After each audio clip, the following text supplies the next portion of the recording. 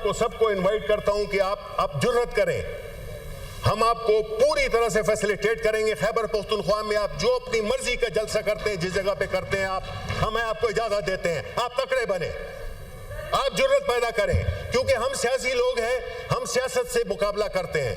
हम कवानीन और मेन आइन के पीछे छुपकर अपनी सियासत नहीं करते। आपके पास कोई न प्रोग्राम है न प्लान है, मुल्क डूबता जा रहा है और आपका सारी कुव्वतें इस पे मरकूज हैं कि आप किस तरह से पाकिस्तान तहरीक इंसाफ को नुकसान पहुंचा चुके हैं। हम नहीं भागने वाले हैं, हमारे साथ अवाम खड़े हुए हैं। हम जो है तो बैसाखियों पे नहीं आए हैं। सेनेट और कौमी असम्बली के इजलास, सरकार की गर्मा गर्म बहस, ऑपोजिशन और हुकूमत के अरकान के एक दूसरे को ताने। हम फॉर्म 47 के जरिए नहीं आए, हम सियासत करके आए हैं। हुकूमत व्हील चेयर पर बैठी है, कोई बड़ा फैसला नहीं कर सकती। हुकूमत के सारे वसाइल पीटीआई के खिलाफ इस्तेमाल किए जा रहे हैं। मुल्क डूब रहा है और हुकूमत की सारी तवज्जो तहरीक इंसाफ को नुकसान पहुंचाने पर लगी है। ये कानून जल्दी में तहरीक इंसाफ के लिए बनाया गया। बताया जाए सारे पंजाब और इस्लामाबाद को क्यों ब्लॉक किया गया। आप खैबर पख्तूनख्वा में जलसा करें, तमाम सहूलियात देंगे।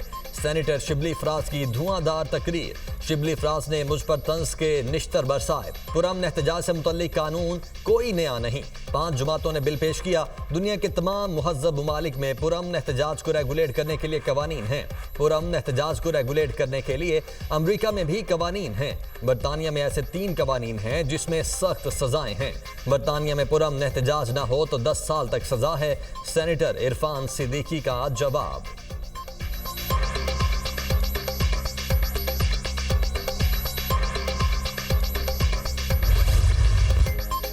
चीफ जस्टिस काजी फाइज ईसा का मुद्दत मुलाजमत में तौसी लेने से साफ इनकार। राना सनाउल्लाह कह रहे हैं कि तमाम जजेस की मुद्दत मुलाजमत बढ़ा दी जाए तो आप भी एक्सटेंशन पर मुत्तफिक हैं। सहाफ़ी का सवाल, राना सनाउल्लाह को मेरे सामने लेकर आए। चीफ जस्टिस का जवाब, कहा मीटिंग हुई थी जिसमें आज़म नज़ीर तारड़, जस्टिस मंसूर अली शाह और अटॉर्नी जनरल मौजूद थे। उस मीटिंग में राना सनाउल्लाह मौजूद नहीं थे। बताया गया कि तमाम चीफ जस्टिस साहिबान की मुद्दत मुलाजमत में तौसी कर रहे हैं। मैंने कहा बाकियों की कर दें, मैं तौसी कबूल नहीं करूंगा। कानून बन गया तब भी मुद्दत मुलाजमत में तौसी नहीं लूंगा। मुझे तो ये नहीं पता कि कल जिंदा रहूंगा भी या नहीं। 6 जजेस के खत का मामला समाअत के लिए मुकर्रर क्यों नहीं हो रहा। सहाफ़ी का सवाल, चीफ जस्टिस ने कहा 6 जजेस के खत का मामला कमेटी ने मुकर्रर करना है।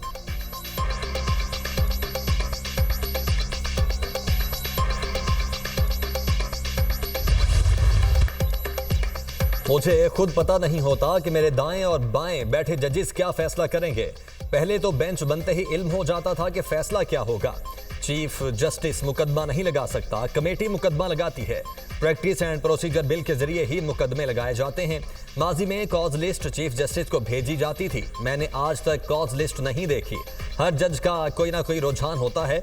अब किसी की किस्मत के केस कहाँ लग जाए। केस का फैसला मफरूजों की बुनियाद पर नहीं, शवाहिद और सबूत पर होता है। अवाम फैसला कर सकते हैं कि निज़ाम इंसाफ में शफाफियत है या नहीं।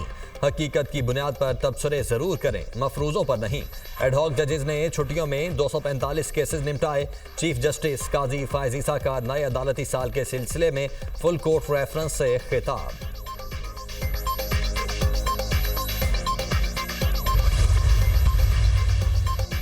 सुप्रीम कोर्ट से गलतियां हुई, जब तक गलतियों का एतराफ न करें तो दुरुस्त समत की तरफ गामजन नहीं हो सकते। हम पर तनकीद होती है और जायज होती है। दूसरों का एहतसाब करें और अपना ना करें तो कदर नहीं की जाती। तारीख में पहली बार हुआ कि सुप्रीम कोर्ट के एक जज को बदइंतजामी की वजह से बरतरफ किया गया। चीफ जस्टिस सुप्रीम कोर्ट का रेफरेंस से खिताब, कहा हमने आइन शिकन को कसूरवार करार दिया। सुप्रीम कोर्ट ने फैसला दिया कि जुल्फ़िकार अली भुट्टो का केस फेयर ट्रायल नहीं था। इलेक्शन जमहूरियत के साथ मुंसलिक हैं। निगरान हुकूमत में आम इंतखाबात नहीं हो रहे थे। हमारे पास दरख्वास्त आई, हमने 12 दिन में फैसला कर दिया और इख्तियारात से तजावुज़ नहीं किया। इलेक्शन कमीशन और सदर दोनों फरमा रहे थे कि इलेक्शन की तारीख देना उनका इख्तियार है। इलेक्शन कमीशन को हुक्म दिया कि सदर का ओहदा बड़ा होता है, आप जाकर उनसे तारीख लाएं।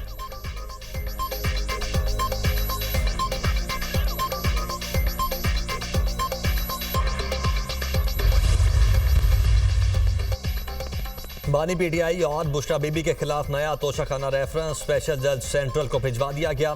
केस के मुताल्लिक तमाम रिकॉर्ड भी स्पेशल जज सेंट्रल FIA मुंतकिल करने का हुक्म। FIA के स्पेशल जज सेंट्रल जमानत समेत तमाम उमूर देखेंगे। नैब तरामीम फैसले के बाद रेफरेंस की समात मेरे दायरा इख्तियार में नहीं। करप्शन एक्ट 1947 के तहत मेरी नज़र में ये जुर्म बनता है। एहतसाब अदालत के जज ने 2 सफ़ात पर मुश्तमिल तहरीरी फैसला जारी कर दिया। तोशाखाना 2 रेफरेंस की समात एहतसाब अदालत के जज मोहम्मद अली वड़ाइच ने अडयाला जेल में की। एहतसाब अदालत ने नैब की इस्तदा पर रेफरेंस को मुंतकिल किया।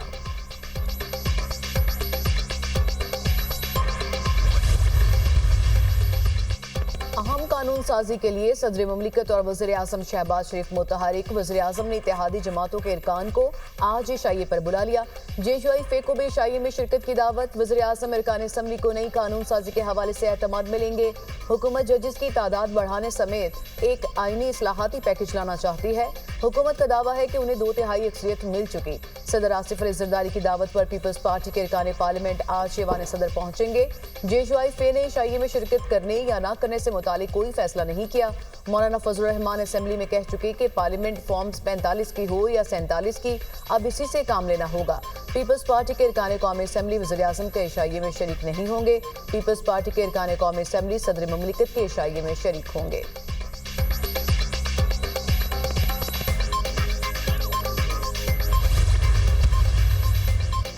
पुरम इज्तिमा और अमन आमा कानून के तहत पहले मुकदमे की तैयारी। विफाकी पुलिस ने PTI की जानिब से खिलाफ वर्जी पर इस्तिगासा तैयार कर लिया। जरताज गुल, आमिर मुगल, उमर अयूब, सिमाबिया ताहिर और राजा बशारत समेत 28 मकामी रहनुमा नामजद। पुलिस ने रूट की खिलाफ वर्जी पर PTI कारकुनों को रोका। कारकुनों की जानिब से पत्थरों और डंडों से पुलिस पर हमला किया गया। पुलिस ने शैलिंग की। मौके से 17 कारकुनों को गिरफ्तार किया। इस्तिगासा अफसरान की मंजूरी के बाद थाना नून में मुकदमा दर्ज होगा।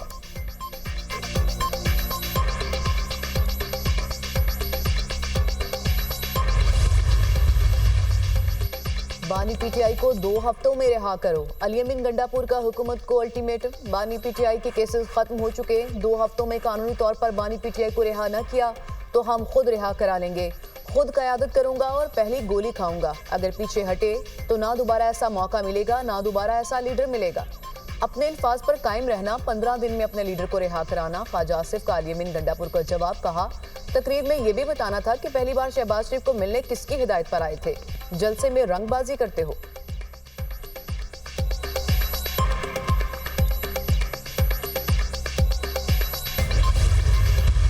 वाह वाह वाह अली अमीन गंडापुर वाह। स्टेज पे चढ़ के एक खातून को ललकारते हो, उधर दहशतगर्दों से डरते हो। चुल्लू भर पानी होता और थोड़ी सी शर्म होती तो डूब मरते। अली अमीन का गुस्सा जायज है।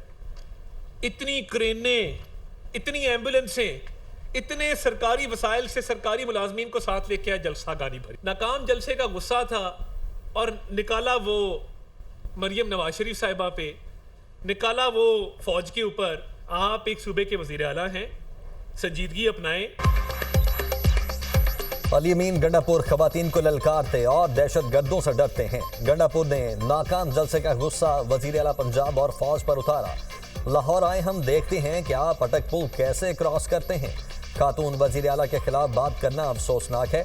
अली अमीन गंडापुर कमीशन लेने और लोगों को ओहदों से हटाने के सिवा कोई और काम नहीं करते। वजीर इतलात अता तारड़ की वजीर उमूर कश्मीर अमीर मकाम के हमराह प्रेस कॉन्फ्रेंस। अवाम ने PTI के जलसे को मुस्तरद कर दिया। जलसे में गरीब सूबे के वसाइल का बेदरेग इस्तेमाल किया गया। अली अमीन गंडापुर को वजीर आला कहना ओहदे की तौहीन है। कल जलसे में नफरत फैलाने की कोशिश की गई। अली अमीन गंडापुर कई मुकदमात में मुलव्वस और उनकी कारकर्दगी का अकाउंट खाली है। इंजीनियर अमीर मकाम।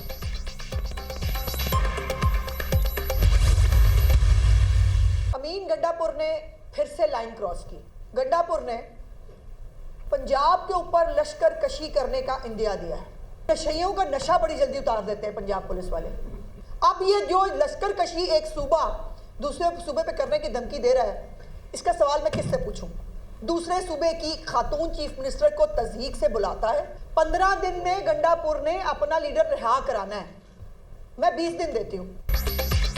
जलसे में बलवाइयों ने अपनी असलियत जाहिर कर दी। ये जब भी निकलते हैं दंगा फसाद और जलाओ घिराव करते हैं। कल फिर अली अमीन गंडापुर ने लाइन क्रॉस की। फितना गैंग के हालात खराब करने की पेशगोई दुरुस्त साबित हुई। जब कानून हरकत में आएगा तो मजलूम बनने का ड्रामा करेंगे। कल के वाकयात पर कोई माफी नहीं होनी चाहिए। इन्हें जो जुबान समझ में आती है उसी जुबान में जवाब देंगे। वज़ीर इत्तलात पंजाब अज़मा बुखारी की प्रेस कॉन्फ्रेंस।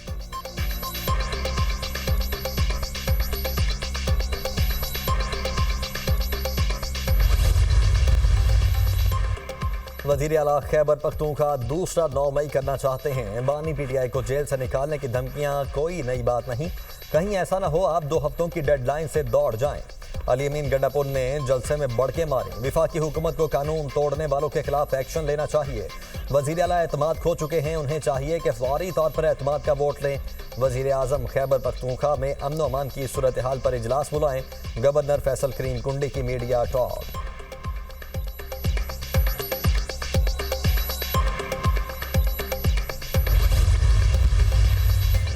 पीटीआई के रहनुमाओं की जानिब से जलसे में इदारों और अदलिया को धमकियां काबिले मुसम्मत हैं। क्या तहरीक इंसाफ चाहती है कि इंसाफ का निज़ाम जलसे और जत्थे चलाएं? तहरीक इंसाफ एक बार फिर पुरतशद्दुद और इंतशार की सियासत को फ़रोग़ दे रही है। तहरीक इंसाफ आज तक 9 मई से नहीं सीखी। क्या अब भी इनको लगता है कि धमकियों, तशद्दुद और इंतशार की सियासत में कोई जगह है? रहनुमा पीपल्स पार्टी शरीर रहमान का पीटीआई रहनुमाओं की तकारीर पर रद्द-ए-अमल।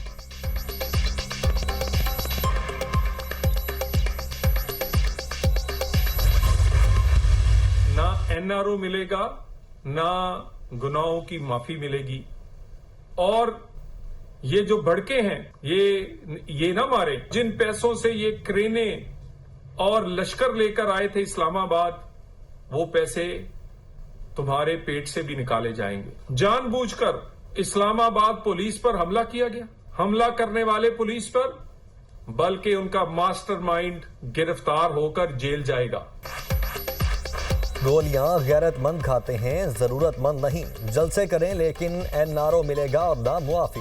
डंके की चोट पर कानून साजी करेंगे। अली अमीन गंडापुर दिन में बढ़के मारते हैं, रात को पांव पड़ते हैं। पीटीआई सहूलतकारी न होने से अब छोटे जलसों तक महदूद हो गई। पीटीआई के जलसे के लिए सरकारी वसाइल इस्तेमाल किए गए। इस्लामाबाद पुलिस पर हमला किया गया। पुलिस पर हमला करने का मास्टरमाइंड गिरफ्तार होकर जेल जाएगा। जितने मर्जी जलसे करें, अब इस्राइली एजेंट पाकिस्तान में हुकूमत नहीं कर सकते। शोबदाबाजी और ड्रामेबाजी से तहरीकें नहीं चलती। हमने अहद किया है सियासी इंतशार नहीं रहने देंगे। रहनुमा नून लीग तलाल चौधरी की प्रेस कॉन्फ्रेंस।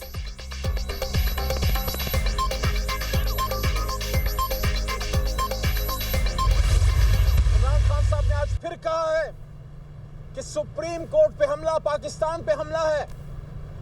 अगर कानून की आड़ में जजों के टेन्योर से खेला जाता है, अगर अपने जाती मकासद के लिए जजों की तादाद से खेला जाता है, या सुप्रीम कोर्ट की ताकत को कम किया जाता है, आला अदलिया पे अटैक किया जाता है, यह हमला है पाकिस्तान पे। क्योंकि तमाम इदारे बकौल इमरान खान साहब, कोई अब किसी इदारे की तरफ नहीं देख रहा, सिर्फ जुडिशरी की तरफ जो है वो देख रहे हैं। एक ही हल है, सब कान खोल के सुन लें। इस मुल्क को चलाना है तो पाकिस्तान के अवाम की बात को मानना पड़ेगा। और पाकिस्तान की बात क्या है, अवाम की बात क्या है, उनका फैसला 8 फरवरी को आ चुका। हुकूमत हाथ धोकर जुडिशरी के पीछे पड़ गई है। पीपल्स पार्टी ने आसिफ अली जरदारी को सदर बनाने के लिए भुट्टो के नजरिए को भुला दिया। बानी पीटीआई ने कहा सुप्रीम कोर्ट की ताकत को कम करना पाकिस्तान पर हमला होगा। बानी पीटीआई के हौसले बुलंद हैं, सब कान खोल कर सुन लें कि मुल्क को चलाना है तो अवाम की आवाज को सुनना होगा।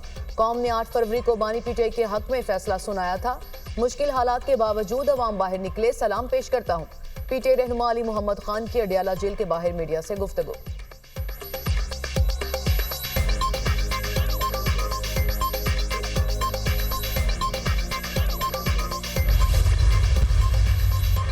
सहाफती तंजीमों का वज़ीर आला खैबर पख्तूनख्वा से मुआफ़ी मांगने का मुतालबा। अली अमीन गंडापुर के मुआफ़ी मांगने तक मीडिया कवरेज का बायकॉट किया जाएगा। अली अमीन गंडापुर ने खातून सहाफ़ियों पर बेबुनियाद इल्ज़ामात लगाए। खातून सहाफ़ियों बारे तंज़िया रिमार्क्स। अली अमीन गंडापुर की दिमागी सेहत पर सवालिया निशान है। सहाफ़ी बरादरी को इल्ज़ाम देना किसी तौर मुनासिब नहीं। अली अमीन गंडापुर का दिमागी तवाज़ुन ख़राब हो गया है। बानी पीटीआई अली अमीन गंडापुर के बयान पर मुआफ़ी मांगे। सदर लाहौर प्रेस क्लब अरशद अंसारी।